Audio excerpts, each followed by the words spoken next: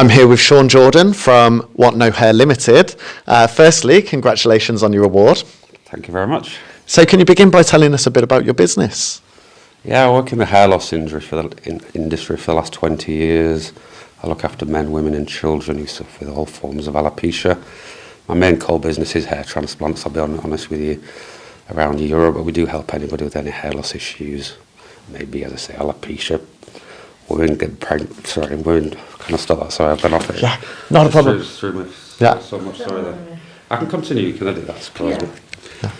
Yeah, about to begin. So a little bit in for me slightly, so you're in the same position as before, yeah. Yeah, so I'm mainly looking after men, women and children who suffer with all forms of alopecia. They visit my clinic in Leeds, where my head office has been for 20 years. We do a diagnostic on them to find out why they're losing the hair and explain the reason they're losing the hair and then give them a solution. As it may be wigs for people with cancer, it could be hair transplants, head tattooing, even PRP. Some people use PRP, platelet-rich plasma, but that's mainly my client base. Okay, so what kind of age would someone typically come to you? For surgery, we normally look a minimum of 22, 23, because we don't really know what's going to happen with the hair loss pattern. Okay, we normally try and keep the hair, it's prevention, not cure, until they get a bit older and then fill in the gaps they've lost.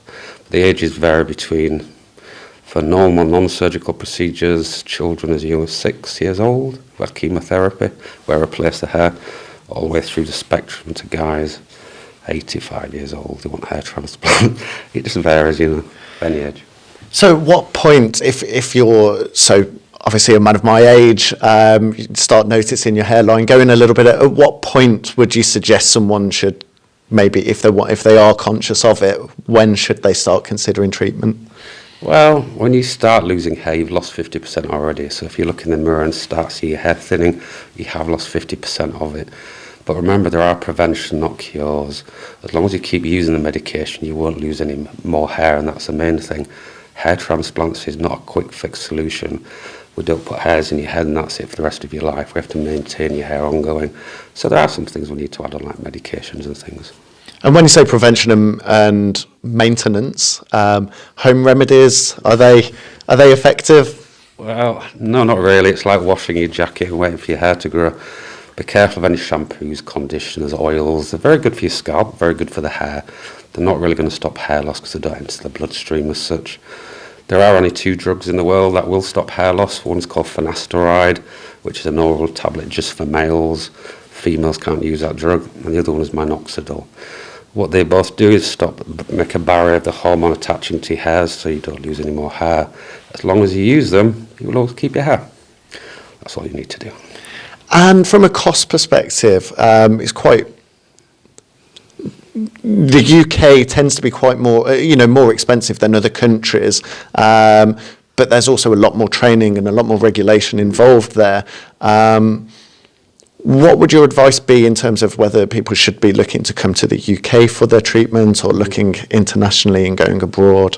What would your suggestion there be? Well, there's very good surgeons all over the world in every country. Personally, myself, we did have this issue. We are more expensive in the United Kingdom because the doctors have to be GPs and surgeons, which takes many, many years to study. Some places abroad it's classed as a cosmetic procedure, like having your nails done or your hair, so it's a little bit different. What I was frightened of is many men go there, come back at these cheap prices on Facebook, example. The work's not done correctly. Yes, we can't actually correct the work for them because they've taken too many hairs, and it causes huge issues. So what I did is I sourced a surgeon in Istanbul, one surgeon who's a plastic surgeon, who's as qualified as my doctors in the United Kingdom, who can do the work that I can guarantee the work. We also did the same in Barcelona and Hamburg as well. It works very, very well. We could have taken on 30 clinics in Istanbul, I'll be honest with you, but I can't guarantee the work, and that's the main thing, because I give you the 6 months aftercare when you come back to the UK from wherever you go in the world. The reason being we accelerate hair regrowth. And we'll win more awards like this award we've won today, so it does help and it works on results. So what is the procedure from first meeting to achieving the results, the desired results? We advertise through many platforms, SEO, internationally, here, there and everywhere. They make an appointment with myself, okay, we do video consultations or we'll do a face-to-face maybe. If I need to look at the hair in detail, I'll ask them to come to the clinic and look at the hair through microscopes. As soon as that's done and they're ideal for surgery, and we can guarantee the work we're going to do is correct, we'll then book them into the theatre, may it be in this country or abroad. The operation is then carried out that day, and the aftercare starts 7 days after the procedure back at my Leeds clinic. Yeah. And how do you ensure a natural-looking result as well? That's always a good secret, because you see a lot of guys come back, and I'm sure you've seen them yourself, with perfectly straight hairlines, maybe squared hairlines. Big issue, a lot of guys coming back with girls' hairlines, which frames the face, unfortunately, around the head. It's okay, but then we have to remove those hairs, which then scars the frontal face, which is not always good. The secret of our industry is to replace the hair that person has lost. Okay, don't create a different John or James, just create a younger John or James, and that's all we do, and then it looks very, very natural. I'm sure we've all been to the pub and seen many, many horrors where people have straight hairlines and blocks and different things. You know they've had a hair transplant. I don't want people to know you've had a hair transplant. Your friends will, of course, but anybody else you meet in life would think that's his hair. And is the procedure quite painful? Very. No, I'm only joking. It's not.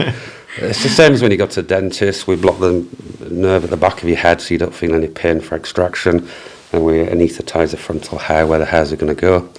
But the pain, the most you'll take something like a paracetamol afterwards.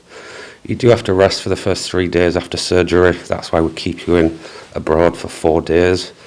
Reason being is the veins close after 72 hours around the hairs. Then you can come home and you're safe to travel as well. And are there any exciting plans for the future? Well, we're expanding. As the world changes, we don't want as many big clinics anymore. Things tend to be done more online. But I can now consult with people all across the globe, which works very well. But we've got a lot of collaborations at the moment in Canada, America, and maybe Thailand as well also. So the brand will continue. Fantastic. Congratulations again on your award. Thank you very much.